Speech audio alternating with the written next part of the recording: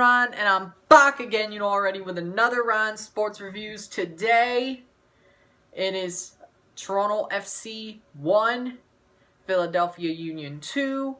We lost today at BMO Field, 2 losses in our past 3 games, 2 straight losses, and oh my god, I've got a lot to talk about. We screwed up that game. It wasn't even a question. We screwed up. We had good offensive play, but it was one of those games like last year, like versus Dallas or versus wasn't it? Like it was one of those games early in the summer last year where we couldn't score to save our lives, but we played well besides that, but we still lost. Yeah, it was one of those, like Dallas. It was one of those. And it was one of those. I just don't understand. And Eric Zavaleta didn't make any mistakes today. Well, no, wait, no, he was the one to make mistake on the Montero goal, but we'll get to that. I'm sorry, I forgot about that. But pretty good considering. Pretty good considering what he normally did. What he normally does. We'll start off with the goals, and then I'll just probably rant for 5 to 10 minutes because there's a lot of stuff to rant about. First, in the 25th minute, a cross in from the Philadelphia Union to Fafa Picault.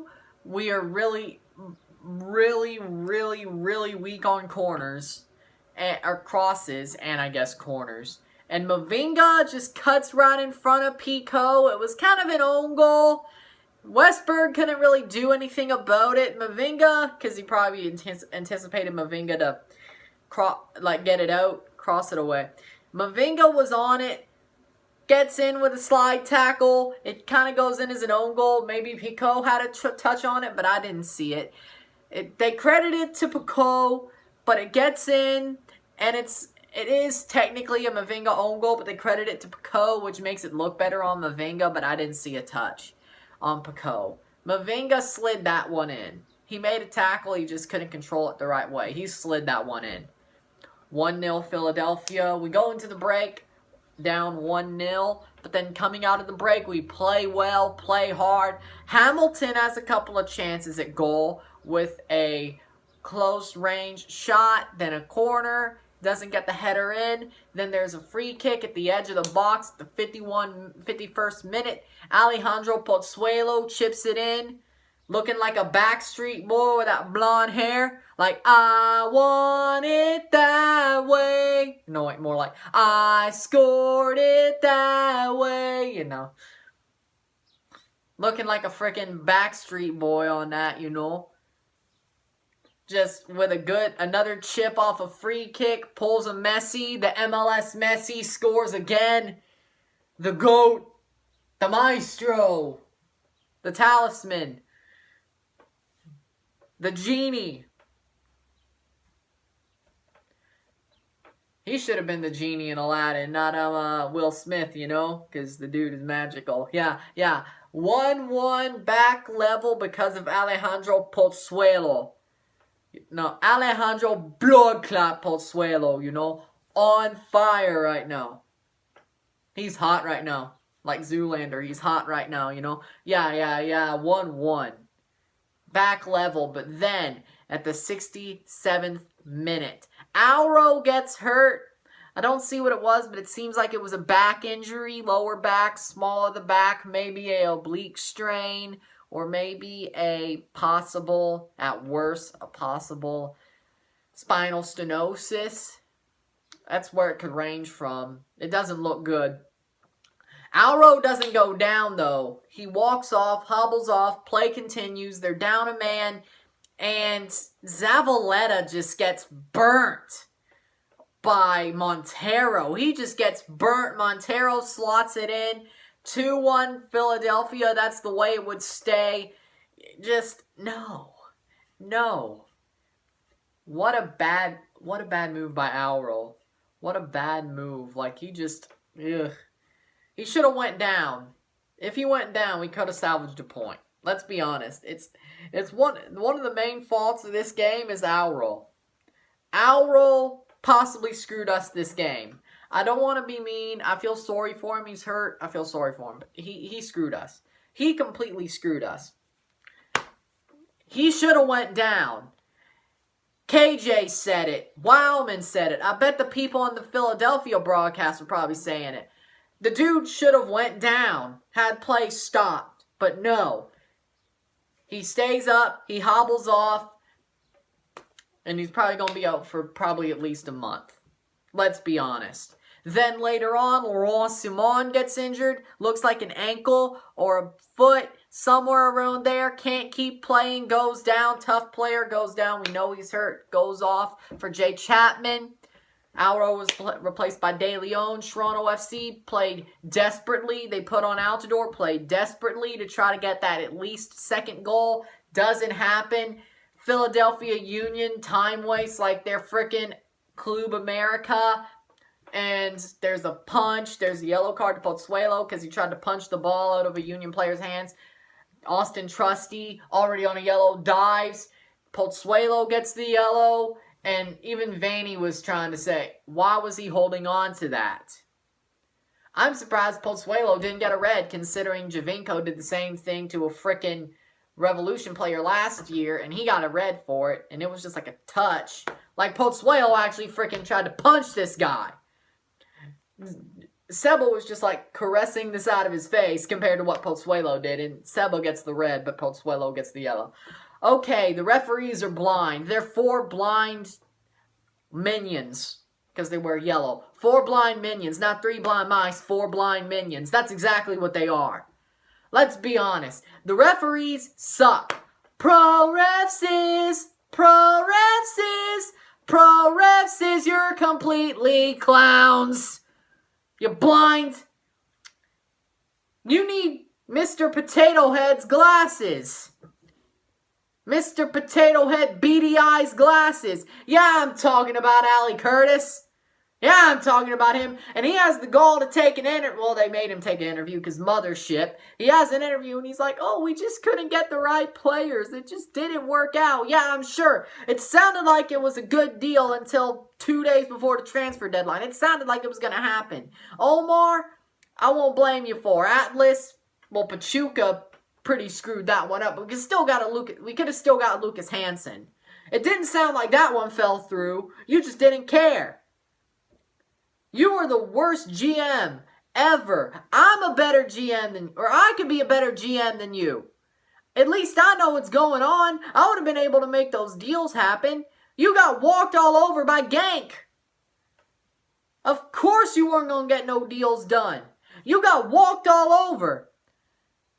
We should see this happening. If TFC wins anything this season besides Canadian Championship, it's not because of you, it's in spite of you. Just probably like Greg Vanny, let's be honest. In spite of you. Because Zavaleta, this team needs to get a little bit of a lesson in toughness. Something they lost after 2017. You can't just outscore people. Yeah, you got Pozuelo, but it's starting to be like he's getting kicked down. He's getting covered. They know what's happening. When he can't do much, you can't outscore anybody. It's not his fault. It's your fault, Ali Curtis, because you didn't buy any players. It's your fault, Greg Vanny, for running the team through Pozuelo. Now, because running the team through Pozuelo, people know what's going to happen. They know they have to kick him down. They know they can't let him get the ball and work his magic. Because if they do, it's just like Seba in his first year. They can't let it happen. Because they shut down Seba all year last year. They know Pozuelo is this type of player. You can't do that. You can't do that. What you have to do is have players who can help him. Let Oso help more, because if he does, he'll score more. Don't let him get shut down because of what Pozo is. Or, well, you need Josie, definitely, to get you out of sticky situations, but it didn't work today. So, honestly, here's the problem. You need to play players who can actually, or buy players that actually can help Pozuelo, not make him an island. This ain't parking the bus. This ain't defensive football into an offensive spring. Now, this ain't Chelsea. This ain't Mourinho, unless you want to be Mourinho. You have a giant ego because of 2017. Like, you think you can't do no wrong. And because of last year, because of all the injuries, you still think you can't do no wrong. Because we didn't blame you. But after Independiente, you're realizing that you're in a little bit of a position, Mr. Vanny, Coach Vanny, Manager Vanny, Gaffer, whatever you want me to call you. It's an open letter to you. Don't act like Mike Babcock. Find ways to win. Don't just put it onto one guy and hope that your other talisman that helps that one guy is not injured. You look at Atlanta. I'm surprised we won against Orlando. Are we for real? That is the question. I'm starting to think with this skid, I'm a little bit worried. Will we make the playoffs? I think we will this year. Will we win the cup? Could. Are we going to win Supporter Shield? Probably not. Are we going to win Voyagers Cup? Of course. Because if we don't win Voyagers Cup, honestly, Vanny needs to be sacked that next day. I don't care. That night, if we don't win Voyagers Cup, he should be done. So that's probably a given. But with what's happening with this team, I'm starting to get a little bit worried. I hope that I'm wrong. But we need to make some moves in the summer transfer window. And if we don't, Ali Curtis is a failure and he needs to be sacked. He should be sacked already. But, because he gets walked all over. Tim Bezbachenko would have never got walked over like this. Ali Curtis is a weak-minded GM. He's a penny pincher. He gets walked over easily. And I don't like it. He's like Kyle Dubas without any vision. That's what he is. Kyle's young. He may get walked over a little bit. Look at the Nylander deal, but at least he has ambition. Ali Curtis is the same type of guy, looks like a nerd, but's weak and has no ambition. He does not want to win. That's why he worked for Red Bulls. He does not want to win. He's a nerd. He's weak. Well, he looks like a nerd. He's weak. You see, I mean, Dubas does too, but one has ambition, one doesn't. He's like Mike Babcock. He has Mike Babcock's level of ambition while looking like Kyle Dubas. Get him out.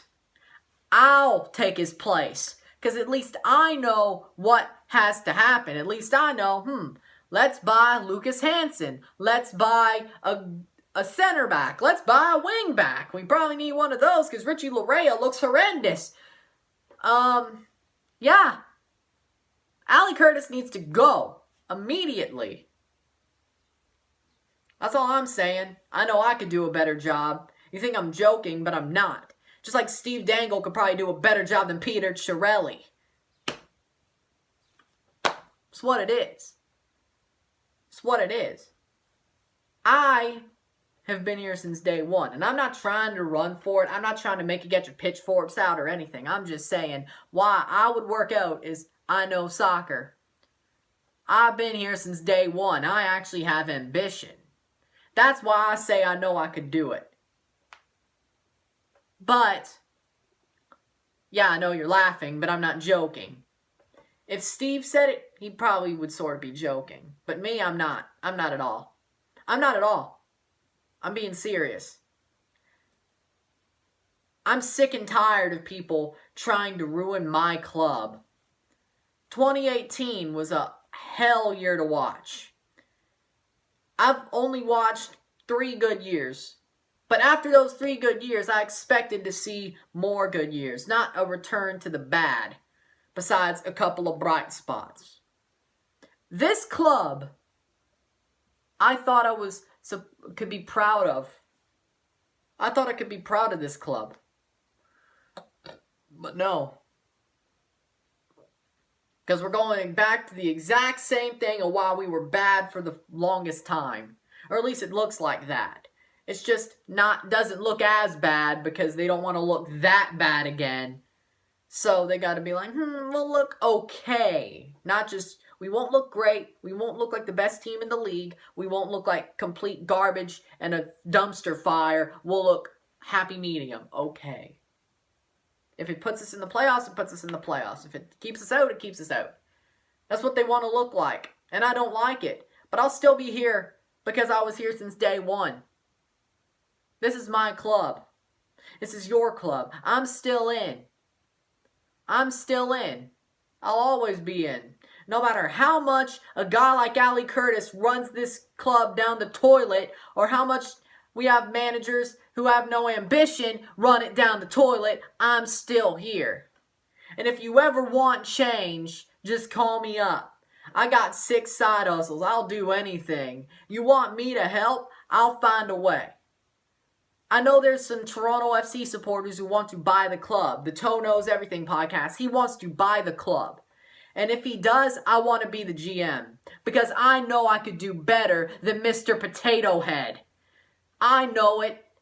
You may joke. You may think I'm joking, but I'm not. I know what I'm saying. I could do better than Mr. Potato Head. Easy. Easy. All I'm saying is this club is losing its hope, its prestige. We're basically just we're not as bad as Atlanta, but we're a middle of the road Atlanta. That's what's happened to us. And they're probably going to bounce back next year. We're still middle of the road. We're letting ourselves lose to Philadelphia like that. We threw a game to Atlanta. We didn't sign anybody in the transfer window. You know what? That's depressing. May not be a shambles yet, but it's depressing. And if it goes down, I'm just warning y'all. I'm a little bit scared. That's all I'm saying. Thank you for watching. I'm out. If you like this video, like it. If you like it, share it, subscribe, comment. Thank you for watching. I'm Ryan. I'm out. Peace. Tell all your friends that at some point I may just be Toronto FC general manager because I'm sick of this. I'm sick of Ali Curtis and I'm sick of MLSE trying to run down our club. Tell all your friends. I'm out. Peace.